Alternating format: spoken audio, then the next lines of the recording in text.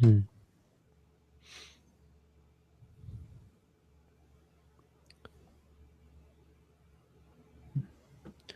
Good evening.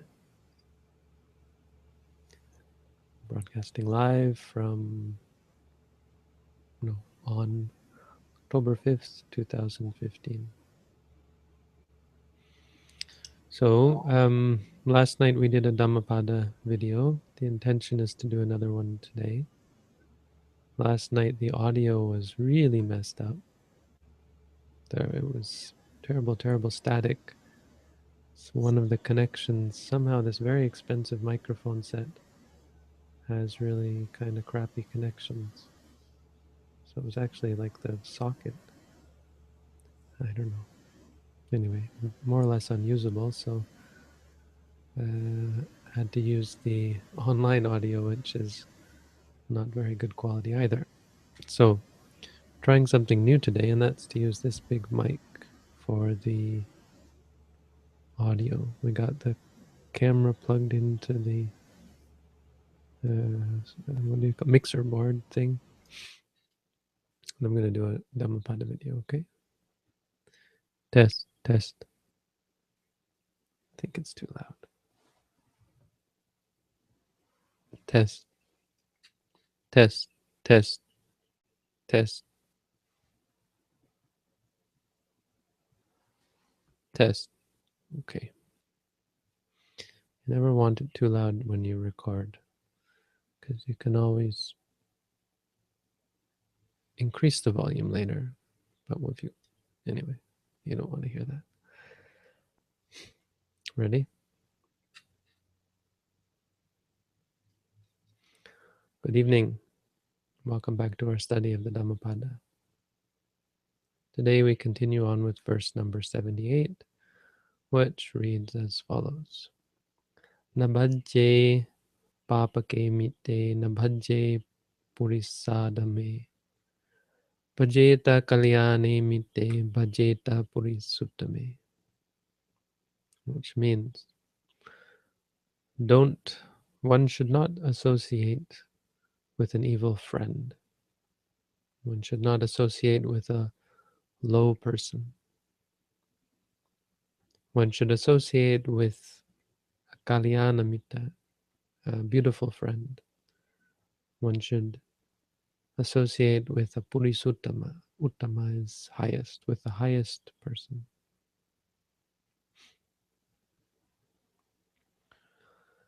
This verse, we're told, was taught in regards to Channa. Channa is one of the more famous figures in the Buddha story. Every story that you hear about how our great and glorious and wonderful and awesome leader became a Buddha includes Channa. Have you ever seen the little Buddha with Keanu Reeves? It has Channa. Channa, why is that man lying there? What is wrong with those people? They're sick, my lord. Channa was there with him from childhood. Channa was there when he saw the four great sights. He saw an old person, a sick person, a dead person, and then he saw a recluse. Who is that man? He is a recluse. He has gone forth from the home life in order to find freedom from suffering, freedom from death. That is what I must do. Ever watched Little Buddha? Or what's another story?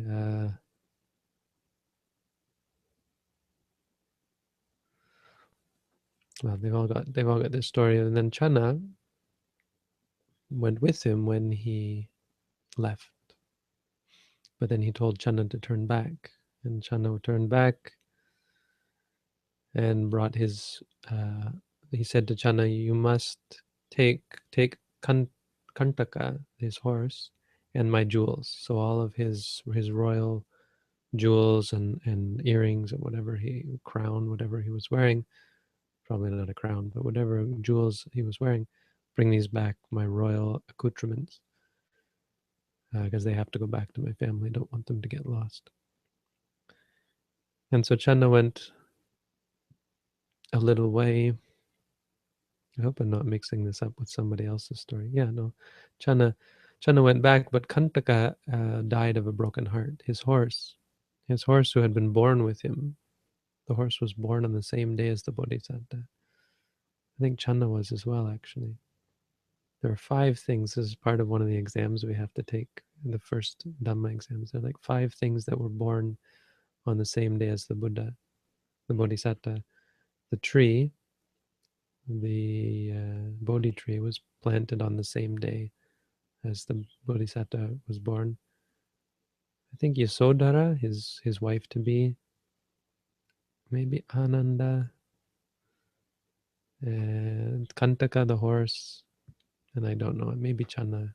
I'm grasping, I don't quite remember. I know the horse and the Bodhi tree for sure. And the horse died of a broken heart because it thought that it would never see its master again. And it was reborn. Kantaka was reborn as an angel, I believe, and there's some story about him that I can't remember either. But Channa went a ways and he thought, I can't bring these jewels back. If I go back without the Bodhisattva, without the prince, they're gonna think I did this. I did something to him. They're gonna accuse me. And so he hung the jewels up on a tree and went and became an ascetic himself, lived in the forest. I think that's the story.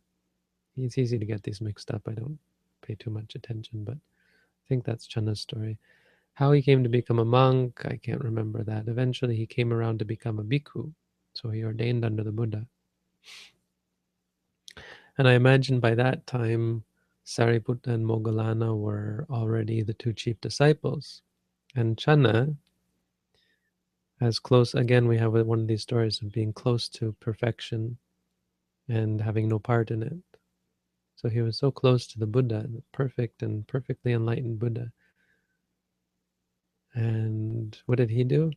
He went around mocking the 2 chief disciples and saying, I was there with him from the very beginning, and I never, ever lost track of the Buddha. I was there when he left home. I was there when he saw the 4 sights. But these two go around saying, I'm the chief disciple. It actually says that. It's like he mocks them. I'm the chief disciple. What can you imagine, right? To say that about Sariputta and Moggallana. And he would say this out loud to people. They go around thinking they're all that. And word got back to the Buddha, of course. And the Buddha called Channa up and asked him if this was true. And Channa kind of got shamed and quieted down for a while, stopped saying such terrible things. But then he started up again. And he started up again, and the Buddha called him back, and he started up again, and the Buddha called him back the 3rd time. And the 3rd time, the Buddha said, look, Channa, Sariputta and Moggallana could be your best friends. They could help you so much.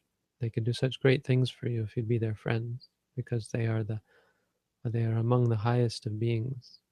They are true Kalyanamitta, true good friends. You should not disparage them. You should not think little of them, belittle them, mock them. This is all to your detriment. And he didn't listen. But the Buddha said, so when he's giving him this lecture, this is when he said the verse, Nabajje papakemite.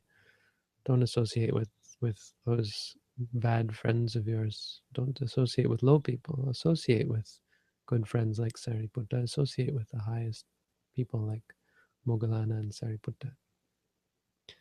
But he didn't listen. And the story goes on. The Buddha said to Ananda, said to the monks, he's not going to, during the time I'm alive, as long as I'm alive, he's never going to he will never be humbled. But once I pass away, he will be humbled. And so Ananda asked him. This is a prelude to the Parinibbana Sutta, Mahaparinibbana Sutta, where Ananda actually asks the Buddha, "What are we supposed to do with Channa?" It's like he remembered this part of the story. The Buddha. You remember that the Buddha had once said that after he passed away, Channa would be humbled. So he said, "What do we do to humble him?" And the Buddha said, "Give him the highest, the ultimate punishment, the Brahma Danda." Danda means stick, literally, but it's used to mean punishment. And Brahma means, of course, highest, the God. Punishment of God, sort of. But it means the punishment of the highest, or the highest punishment. The ultimate punishment. What do you think the ultimate punishment is? So they asked him, well, what is that ultimate punishment? What is the Brahma Danda? And Buddha said, let him say what he wants, but no one should consort with him, talk to him, teach him, admonish him, get involved with him in any way. Let no one teach him. Let no one help him. Let no one try and make him a better person. That right there, it's like killing him. It's like, as the Buddha mentioned this kind of thing um, to a prince once. I think it was Prince Abhaya, I can't remember. Diganaka maybe. And he said, "This is if I teach people, if I teach my disciples, if I give them a good teaching, tell them this is good, do this, and they don't listen, then I give them a hard teaching. I say, don't do this, that's bad. And if they still don't listen, then I kill them." And he said, well, what do you mean you kill them? None of us, I don't teach them, I don't help them, and all of my disciples also cease helping and teaching them. The prince said, indeed, that's as though killing them. So this is the ultimate punishment. And after the Buddha passed away, indeed, Ananda went with a bunch of monks. He told Mahakassapa that this is what the Buddha had said at the first council. He told Mahakassapa. And Mahakassapa said, well, then you go and uh, bestow the Brahmadanda on Channa. They went to Channa, and Channa was shaken by it and eventually humbled. So that's our story. How does this relate to our practice? Well, it's got this very simple teaching, but if we look at the story, we can find a couple of other points. First is the point of pride, no? Pride in stature. I've met people in Buddhist teachers, actually, who are very proud of their seniority and think it's very important to point out how senior they are. I was practicing since this time and this time. I'm a senior student of this person and that person. Like as though it really matters, right? As though that says something. It's funny that Channa would be like that, being so close to the Buddha and still didn't understand. There's something to be said about seniority. The Buddha said that's the easiest way to set up a system. If you have a monastic system, seniority makes things a lot easier. But that only really applies to an institution, right? In an institution, seniority makes sense because how are you going to judge merit, right? And if merit leads to institutional rank, you can see where the problem lies. People pretending to have merit, or people getting greedy about, cultivating their practice simply to gain stature and that kind of thing, right? So in that case, going by seniority makes sense. But to say that somehow you're better than someone or to hold yourself up because of seniority, it's really ridiculous. Functionally, it makes sense. It stops a lot of the ego. But it was funny. I talked to um, I was staying with a monk once, and he wasn't the greatest of monks. and we got in a feud. And at one point he was saying, "Oh, this monk is so much junior to me." I'm not sure if that what it was. Anyway, there was something, and I went to see one of the big monks, and I was saying, this is what he's saying, and he said, seniority is there's many kinds of seniority. One kind of seniority is seniority of ability, but the problem there is how do you decide who has the ability? Still, it makes a lot more sense. You have to take both into account. And in fact, you should never, right? Why would, if Moggallana and Sariputta were in that position, they would have never thought, who is this Channa guy who the Buddha holds up so highly? One should never hold oneself above others, right? So this idea of pride is really important. We should never think of ourselves as advanced meditators. Oh, I've been practicing for so many years. It's usually what we say when we meet other people. I've been practicing for so many years. It's really kind of unwholesome, because it's kind of boasting in a sense. Like you say it because you want people to be impressed, which is really a bad thing. It doesn't really work very well, right? Because who wants to hear that? Ooh, wow, you're better than me, right? It's a good way to create animosity, in fact, jealousy.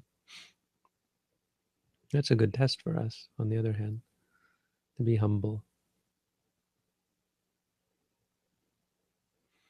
at least to recognize our jealousy, to recognize our ego. Another thing we don't want to do is be falsely humble, to pretend to be humble or to disparage ourselves in order to appear humble or in order to cultivate humility. It's not really something you cultivate. It's funny, wholesome qualities for the most part aren't something you should cultivate. They're something that should come when your mind is purified. It's like you purify the soil and everything grows, all the good things grow naturally. So humility isn't something you can cultivate. Really, the only thing we should be cultivating is mindfulness. The Buddha put it in a special category.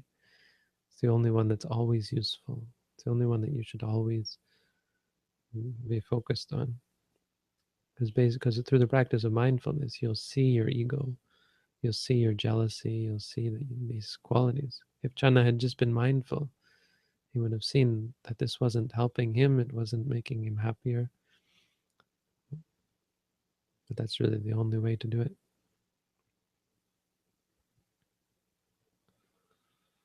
What else? Well, there's not too much here. But the big one is in regards to association with good people. All of us would kill, not kill, would, this expression, we would give a lot to have the opportunity to be that close to the Buddha, that close to the two chief disciples, let alone the Buddha. Do you imagine having the access to a teacher like Sariputta or Moggallana? And here he is going around disparaging them, saying bad things about them. Who do they think they are, these newcomers? The monks were like that as well. They wondered why Kondanya wasn't made the chief disciple. And the Buddha said it's because of a difference of determination. Determination is the wish you make. The adhitthana means what you fix on, what your goal is, basically. So Kondanya's goal was to become the first one to realize the Buddha's teaching, and there's a story about him that I think we'll get to if we haven't already. And Sariputta and Moggallana made the determination. It was their long-standing wish. They weren't newcomers. They have been born and died with the Buddha so many lifetimes. If you read the Jatakas, the number of Jatakas that included Sariputta, more than Moggallana, I think, but also Moggallana. They were with him from long, long ago. Because when you associate with unpleasant people, how hard is it to be mindful, right? How easy it is to get caught up in unwholesomeness. to acquire the qualities of these unwholesome people. Whereas in a way, all you have to do if you're open and you appreciate wise people, all you have to do is be around them. And through your openness and your appreciation for them, you will only stand to gain, you only stand to benefit, to progress, to better yourself, to emulate them, and to follow their example. So, simple teaching, simple story. That's the Dhammapada for today. Thank you all for tuning in, and keep practicing, and be well. And good night. Okay, so that's the Dhammapada. We're, of course, still live. We have some questions. Let's not do too many questions tonight because I was fighting all night last night with a failed hard drive. And then today I was fighting with bureaucracy. Not fighting, but just losing energy. We had our first study group today at McMaster University. And a total of one person showed up. And I was that one person. So I don't think the study group is happening. Someone brought it up and I was skeptical and several people were skeptical. So someone called for a show of hands who would be interested in study group, and several people put their hand up. But someone said, we're studying so much at university. I don't know how much more studying we can add. And I think that's probably what happened here. As interested as people are, there's a lot of studying going on already. People are pretty busy. There was one man yesterday came to the Peace Festival with me. He's coming next week. He'll be coming for a few days. McMaster student during the reading week, so we will be having a course for those who come. So, but why don't we take a few questions then? Sure. Is there any difference between dealing with attachment for a person and attachment to a situation? No, they're pretty much the same. When I do walking meditation, I do inclining, taking off, lifting, going down, placing. Is that okay? It's fine. It's a little bit of an advanced technique. Normally we run you through the steps, starting at the first step and going up in order. So it's not how we do a course, but it's not wrong. While meditating today, I felt ambitious of power. To be mindful was just beyond my hands. Do you have any advice?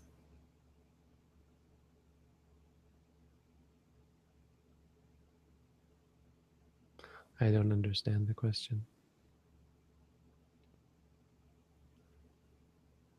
Ambitious of power, would that be like wanting power? Sounds like wanting power. Couldn't stay mindful. Oh, it was just beyond my hands in the sense I couldn't be mindful. Mm. Well, feeling, at the very least, I understand that. You can just say feeling, knowing. Sometimes that's all the best you can do if it's not clear exactly what the experience is. Because we don't have to grasp at the particulars. Na nimitta gahi, nanubayanjana gahi. Don't grasp at the details or the particulars of the experience. What do you think of Dzogchen techniques such as looking for the seer? I don't think about Dzogchen techniques.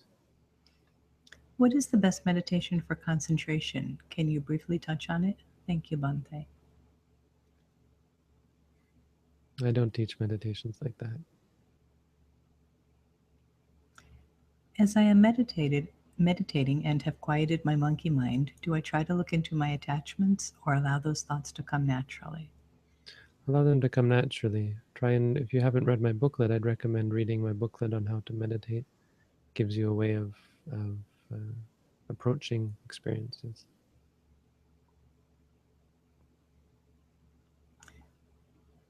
Darwin says, thank you, Bante. I love the Dhammapada videos every night now, and you only have 1 year left to finish them all. That's true. You go through much quicker with one every night. Has meditation helped you become a better student? Any differences from your earlier years in college? Yeah, definitely. You have to understand, when I went to college the first time, half my time was spent drinking alcohol, chasing things that probably weren't going to make me happy, and getting involved in many extracurriculars. I wasn't an evil person. I was actually interested in the environment and student politics and that kind of thing, but didn't do very well. I didn't do bad. I got, I think, an A+ in calculus. I think I got a B in biology. But I got A's mostly, I think. But when I first went back to school, after having practiced meditation, I got 9 A+, I think, out of the year. 9 A+, an A and an A-, I think, something like that. So yeah, certainly helps your practice. I'm probably set to get all straight A's, but I'm not doing full time. But like, I'm acing the Latin quizzes, and so it definitely helps your memory. And I'm getting older too, so there's that. It's not as easy as it was before.